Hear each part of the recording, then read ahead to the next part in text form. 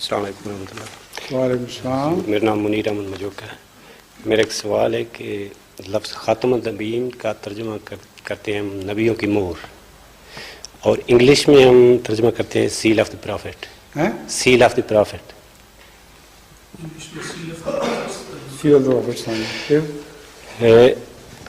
اور سیل جو ہے یہ بند کرنے کے معنی استعمال ہوتا ہے. اگر سٹیمپ آف دی پرافٹ ترجمہ کیا جائے تو یہ ہمارے موقف کی زیادہ وضاحت ہے.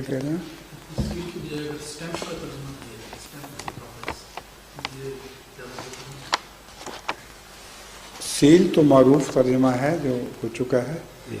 سٹیمپ کے کئی معنی ہو سکتے ہیں جو سیل کے معنوں سے علاوہ بھی ہو سکتے ہیں. اسٹیمپ ٹکٹ کو بھی کہتے ہیں نا کہ نہیں کہتے؟ تو انبیاء کا ٹکٹ تو نہیں ہے رسول اللہ صلی اللہ علیہ وسلم، لیکن سیل ہے جو ان پر مہر لگتی ہے. سیل کا لفظ ہی بہتر ہے. دوسرا سوال بھی کیا